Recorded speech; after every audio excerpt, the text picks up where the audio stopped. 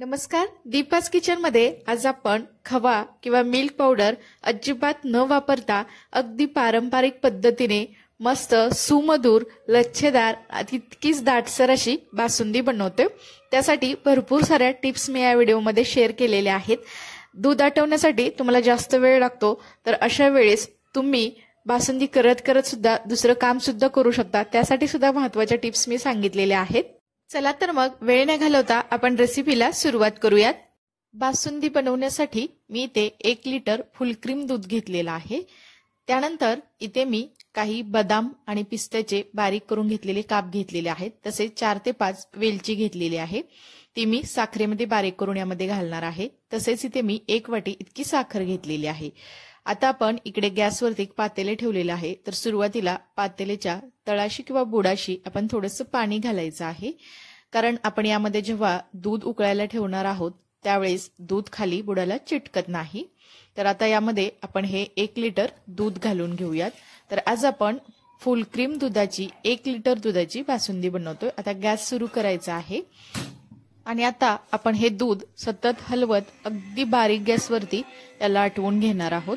तर आज आपण अगदी पारंपरिक पद्धतीने इथे बासुंदी बनवतोय। तर ही बासुंदी बनवत असताना यामध्ये मिल्क पावडर किंवा खवा याचा वापर केला जात नाही। दूध आटवूनच ही पारंपरिक पद्धतीची बासुंदी बनली जाते आणि अगदी टेस्टी सुद्धा लागते। आता इथे तुम्ही बघू शकता दुधावर अशी बारीक अशी साय यायला सुरुवात झालेली आहे आणि दूध सुद्धा उकळायला सुरुवात झालेली आहे। आता या स्टेजला आपण थोडंसं दूध हलवून घ्यायचं आहे आणि यामध्ये काही केशरच्या काड्या घातलेल्या आहेत, त्यामुळे याला अगदी छान असा कलर येतो, तशीच चव सुद्धा अगदी छान अशी लागते।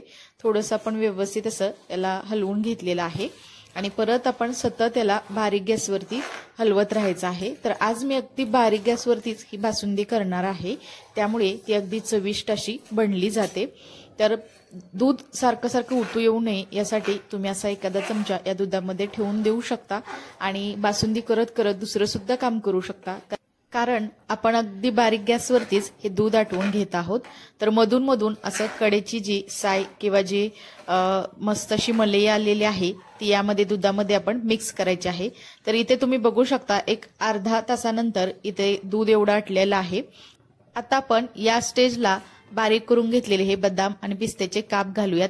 तुमच्या आवडीनुसार यामध्ये तुम्ही चारोळी सुद्धा घालू शकता।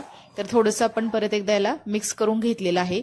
आता सुद्धा आपण अगदी बारीक गॅसवरती हे दूध अजून थोडंसं आटवूनच घेणार आहोत। तुम्ही ते बघू शकता चमच्याला अशी थोडी थोडी मलई मस्त अशी लागत आहे। दूध आपलं छान प्रकारे थोडंसं आटलं गेलेलं आहे। आता या स्टेजला आपण यामध्ये साखर घालायची आहे। साधारणतः मी याला 40 मिनिटे आता हे आटवून घेतलेलं आहे, त्यानंतर इथे मी साखर घातलेली आहे। तर साखर घातल्यानंतर सुद्धा आपण त्याला असं थोडंसं हलवून घेतलेलं आहे आणि परत अजून आपण यामध्ये चमचा ठेवून किंवा सतत हलवत आपण बारीक गॅसवरती याला अजून एक 10 ते 15 मिनिटाकरता आपण आटवून घेऊयात। तर इथं तुम्ही बघू शकता याला मस्त असा कलर आलेला आहे आणि छान असं याला मलई सुद्धा आपली आलेली आहे। तर इथे साधारणतः एक 45 ते 50 मिनिटे मी हे दूध बारीक गॅसवरती आटवून घेतलेलं आहे। आता सर्वात शेवटी आपण इथे वेलची पावडर घालायची आहे। तर ही वेलची मी साखरेमध्ये बारीक करून घेतली होती, ती घातलेली आहे। वेलचीमुळे आपल्या बासुंदीला एक छान असा स्वाद येतो, त्यामुळे बासुंदी अगदी सुमधुर अशी बनली जाते। आज आपण अगदी पारंपरिक पद्धतीने ही बासुंदी बनवलेली आहे। यामध्ये आपण अजिबात खवा किंवा मिल्क पावडर याचा वापर केलेला नाही। तर अगदी टेस्टी एकदम मस्त सुमधुर अशी ही आपली अगदी पारंपरिक पद्धतीने ही बासुंदी बनली गेलेली आहे। तर मस्त अशी दाटसर आणि एकदम अशी क्रीमी अशी ही बासुंदी आपली तयार आहे। तर आता थोडीशी गरम गरमच बासुंदी असल्यामुळे थोडीशी पातळ वाटत आहे, परंतु बासुंदी जरा थंड झाली की अगदी तुम्हाला दाटसर अशी दिसेल। तर इथे बघू शकता ही थंड सुद्धा बासुंदी मी इथे तुम्हाला दाखवते, अगदी दाटसर आणि मस्त अशी मलई यावरती दिसत आहे। तर ही आपली अगदी मस्त सुमधुर पारंपरिक पद्धतीची ही बासुंदी इथे बनवून तयार आहे। तुम्ही बासुंदी गरम गरम सर्व करू शकता किंवा थंड बासुंदी सुद्धा बऱ्याच जणांना आवडते, तशी सुद्धा सर्व करू शकता।